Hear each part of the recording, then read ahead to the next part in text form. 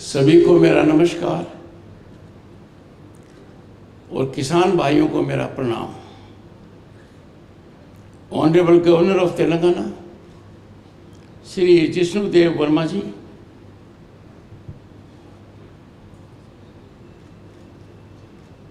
Most respected, और जिनकी वजह से मैं इस कार्यक्रम में सम्मिलित हो रहा हूँ, आदरणीय श्री बघैया जी, आपकी प्रेरणा से मैं यहाँ आ पाया।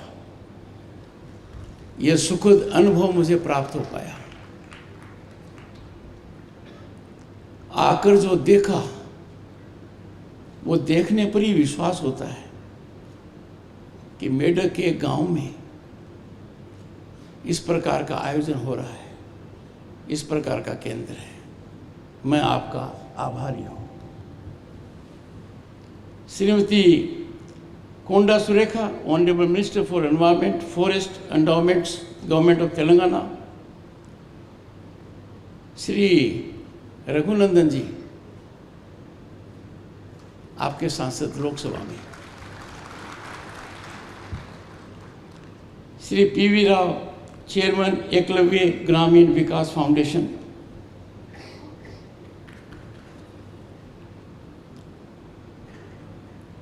सबसे पहले तो मैं बधाई दूंगा धनलक्ष्मी को और नरेंद्र रेड्डी को। दोनों की बातें सुनकर मैं दंग रह गया।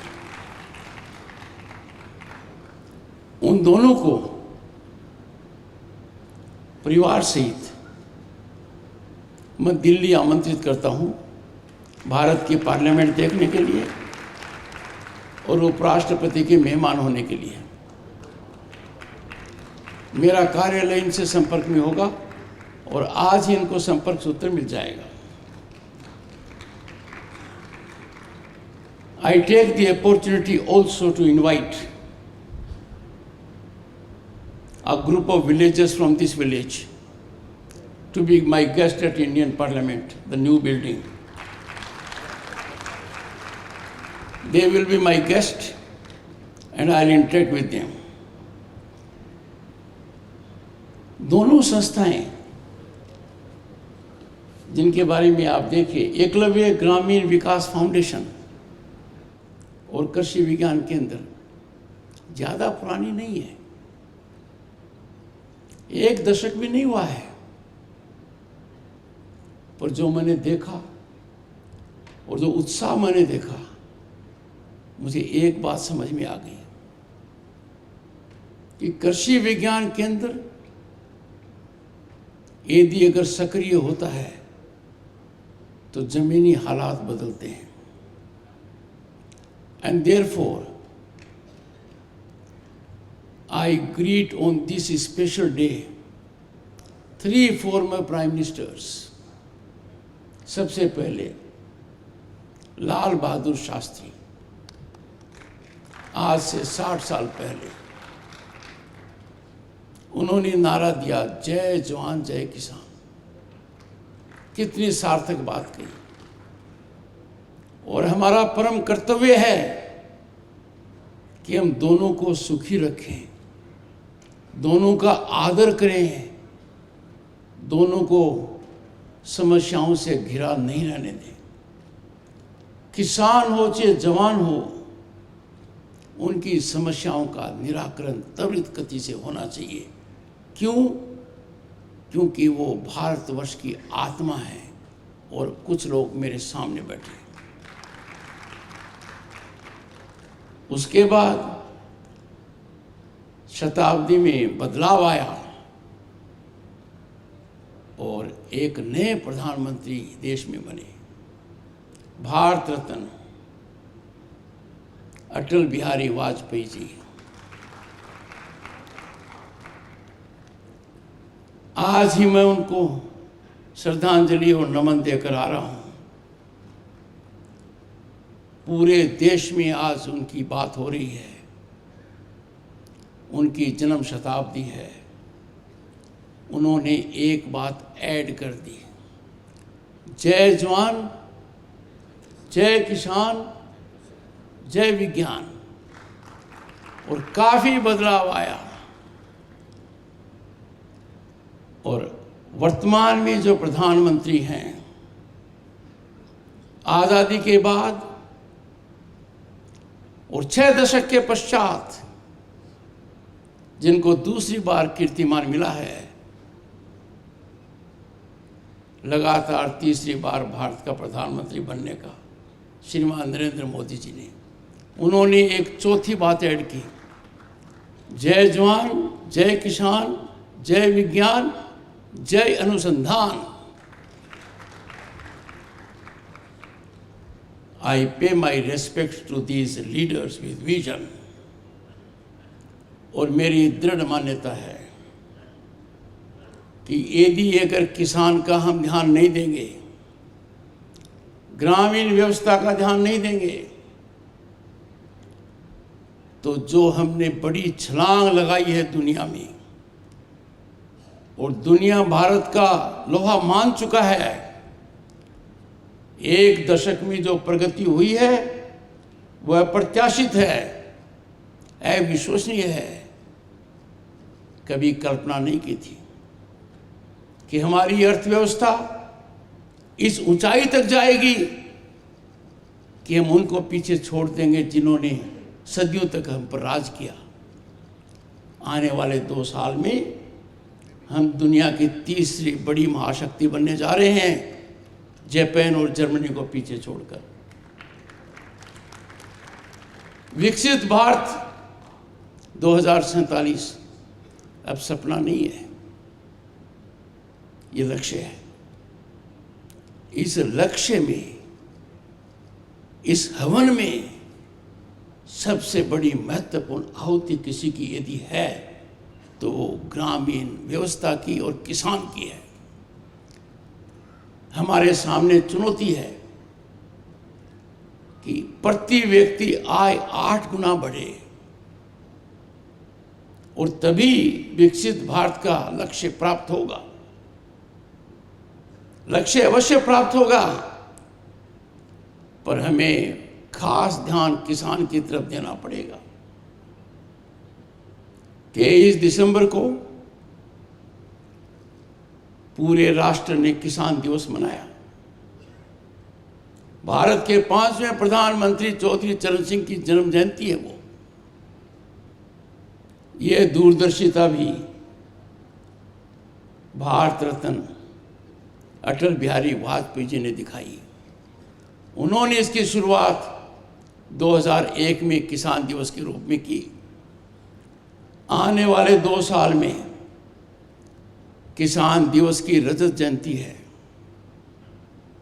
मेरा आग्रह रहेगा सभी से, भारतीय कृषि अनुसंधान परिषद से, इसकी सैकड़ों संस्थाओं से, विश्वविद्यालयों से, 700 से ज़्यादा कृषि विज्ञान केंद्र से, कि अभी से वो अपने काम में जुट जाएं। किसान दिवस की रजत जयंती का मतलब है कि ये संस्थाएं जीवंत हों, ये संस्थाएं किसान के हित को देखें, किसान के हित को पनपाएं, और यही मेरा आग्रह रहेगा। मैंने चौधरी चरण सिंह जी को अपनी श्रद्धांजलि देते हुए ये कहा था उस दिवस पर कि मुझे उम्मीद है, आशा है कि कृषि जगत से जुड़े हुए सभी संस्थान जिनका जिक्र मैंने अभी किया है, वो सक्रियता में कोई कमी नहीं रखेंगे। जितनी सक्रियता की मुझे उम्मीद थी उतनी तो नहीं हो पाई, पर देर आए दुरुस्त आए। Let us resolve on this day the Indian Council of Agriculture Research, it's more than 150 institutes, several universities, and about 730 Krishi Vigyan Kendras will get fully involved to ensure that the silver jubilee of Kisan Divas next year turns out to be farmer centric, rural centric, making contributions in practical terms. इसके साथ मेरा ये भी आह्वान रहेगा, आज के दिन किसान के मन में बदलाव आना चाहिए। किसान और किसान परिवार को यह ध्यान देना पड़ेगा कि भारत जैसी विशाल अर्थव्यवस्था में उनकी भागीदारी कैसे बढ़े। At the moment, it is cause of concern that our farming community is not involved with the marketing of its produce. ये ठीक नहीं है। किसान को अपने उत्पादन का व्यापार करना चाहिए।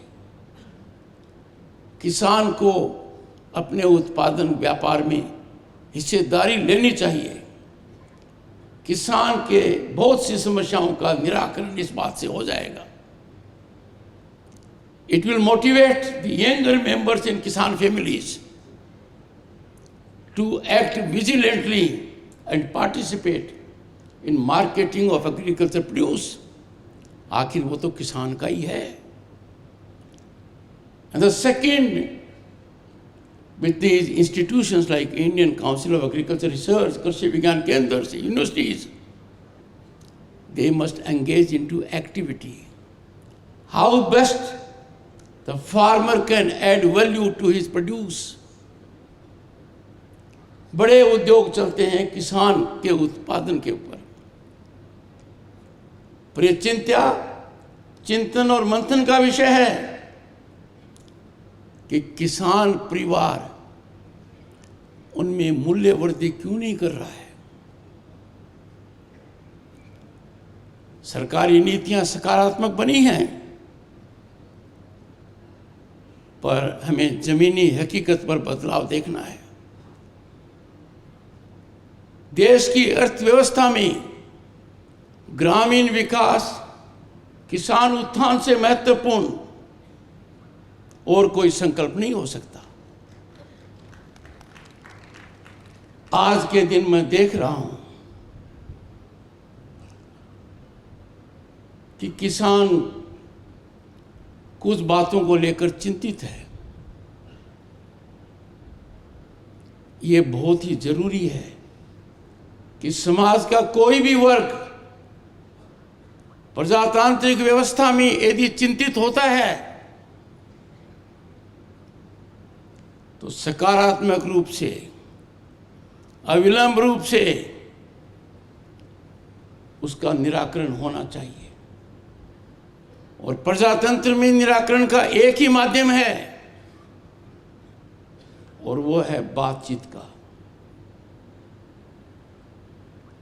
I have said, friends, on number of occasions, dialogue is the only way to find solution to problems in democracy. और भारत के प्रधानमंत्री ने तो विश्व पटल पर कहा है कि दुनिया की ज्वलंत समस्याएं और जो हम कॉन्फ्लैग्रेशंस देख रहे हैं, युद्ध देख रहे हैं, अंततः उनका निपटारा बातचीत से होता है। ये गांव मेरे लिए छोटा नहीं है, ये गांव मेरे लिए मार्गदर्शक है कि इस गांव में अल्प समय में कृषि विज्ञान केंद्र ने कितना उत्साह लोगों में भर दिया है। यही काम यदि अगर 730 कृषि विज्ञान केंद्र देश में करेंगे तो निश्चित रूप से किसान की मानसिकता में बदलाव आएगा। वो कृषि व्यापार से जुड़ेगा, कृषि उत्पादन में मूल्य वृद्धि करेगा और अनुसंधान की ओर आगे जाएगा।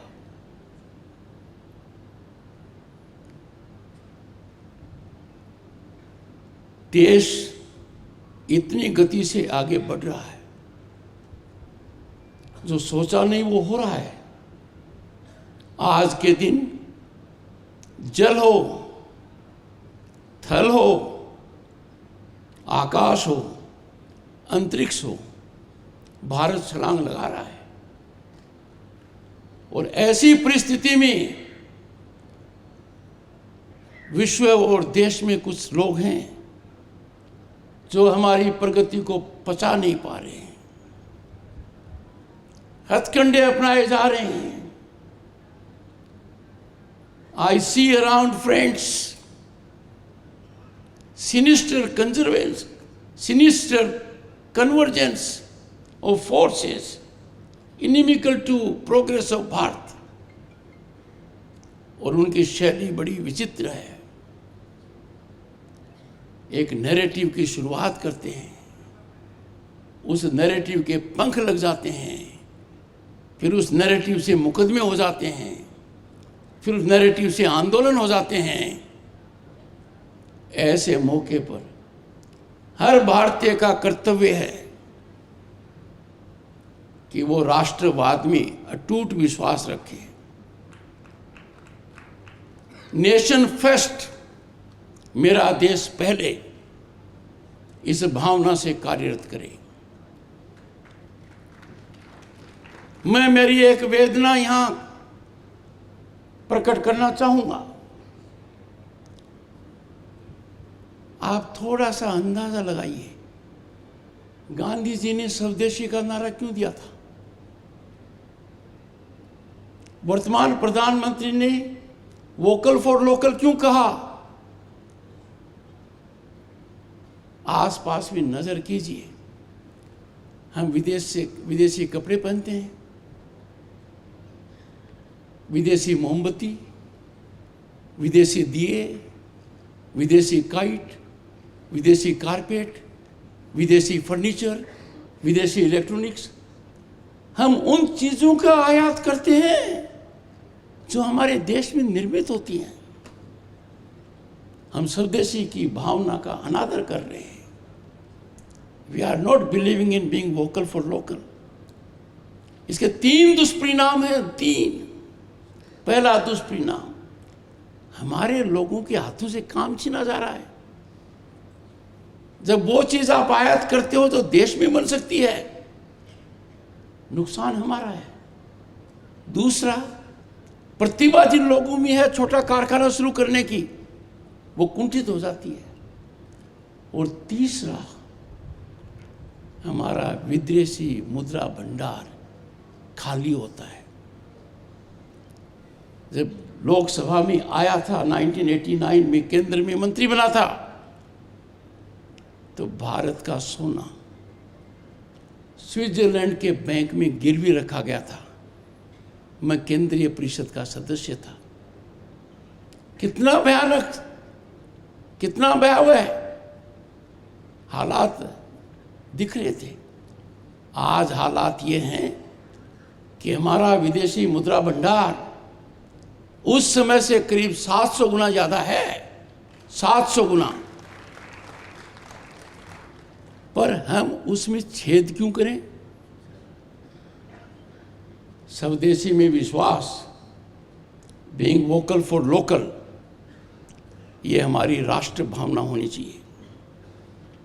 दूसरी जो मेरी पीड़ा है कि हम धरती पर आए हैं, धरती पर कुछ संसाधन हैं, हम उनका मापदंड, नाप तोल आर्थिक ताकत से कर रहे हैं। जल हो, पेट्रोल हो, एनर्जी हो, इसलिए हम नहीं ज़्यादा खर्च कर सकते कि मैं तो अफोर्ड कर सकता हूं, मेरी तो आर्थिक ताकत है।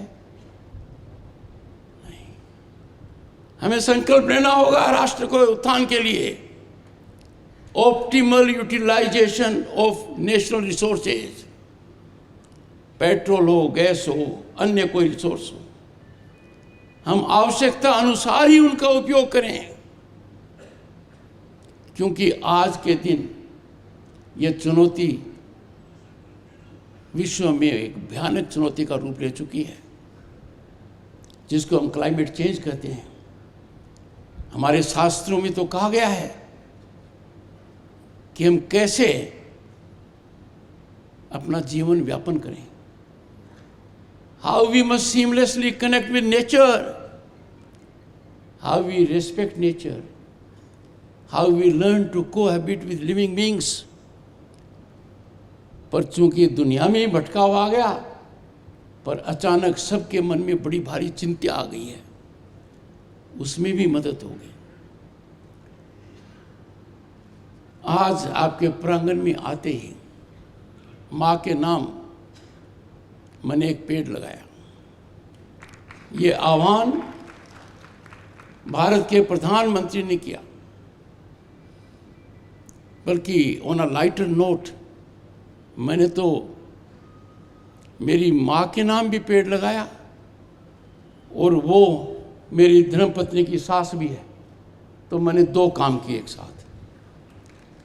पर मेरा आपसे आह्वान है, ये जन आंदोलन बन चुका है। ग्रामीण परिप्रेक्ष्य में ये बड़ा आंदोलन होना चाहिए। हम अवश्य एक पेड़ लगाएं, उसे ज़्यादा भी लगाएं, उनका सर्जन भी करें, संरक्षण भी करें। मैं देखता हूँ ग्रामीण व्यवस्था में सब्जी बाहर से आती है, फल बाहर से आते हैं। ऐसा क्यों? कृषि विज्ञान केंद्र और ऐसी संस्थाओं को किसान को प्रोत्साहित करना चाहिए कि village must act as a unit when it comes to consumption of agriculture produce, vegetables, fruits, milk products. किसान दूध बेच देता है, उसमें मूल्य वृद्धि नहीं करता है, थोड़ी बहुत करता है तो छाछ। कौन सी वो बाधाएं हैं आज के दिन कि गांव और गांव का समूह है कृषि विज्ञान केंद्र की सहायता से उद्योग स्थापित नहीं करे, ताकि कम से कम स्थानीय आवश्यकताओं की तो पूर्ति हो जाए। There you will find quality also, economy में बदलाव आएगा। मुझे यहाँ आकर बड़ी प्रसन्नता हुई है, और मेरी दृढ़ मान्यता है कि जितना ध्यान हमको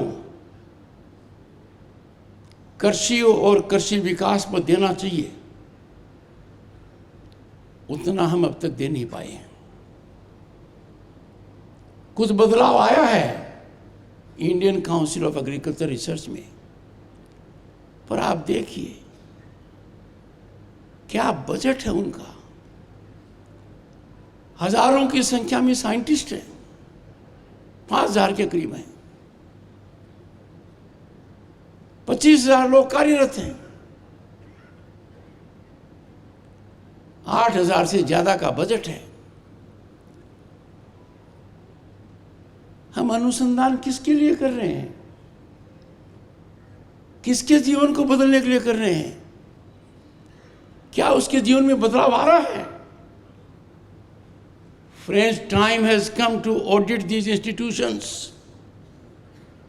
And the best way to audit an institution is self-audit. हर संस्थान को यह संकल्प लेना होगा कि we will perform and outperform. हम किसान को राहत देने वाला काम करेंगे, किसान को जागरूक करेंगे। यदि अगर इन संस्थाओं में प्रतिदिन 100 किसान के भी फुटफॉल हो जाते हैं, बड़ा भारी बदलाव आएगा। यह सकारात्मक आंदोलन का रूप लेगा। तो मेरा पुरजोर निवेदन है, शासन से भी, संस्थाओं में कार्यरत लोगों से भी, जनप्रतिनिधियों से भी,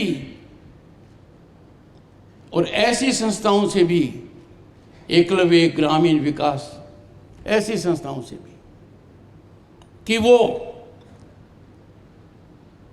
किसान कल्याण के लिए ऐसी व्यवस्था करें कि भारत का किसान दुनिया के सर्वश्रेष्ठ किसानों में एक हो।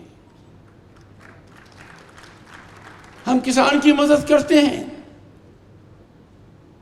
साल में 3 बार किसान को मिलता है प्रधानमंत्री किसान सम्मान निधि। उसमें बदलाव की आवश्यकता इसलिए है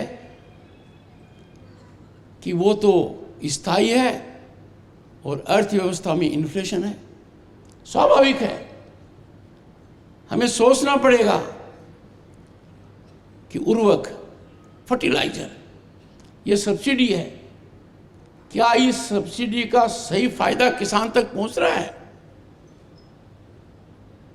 I will strongly appeal to these institutes and Krishi Vigyan Kendras to come out with a formula,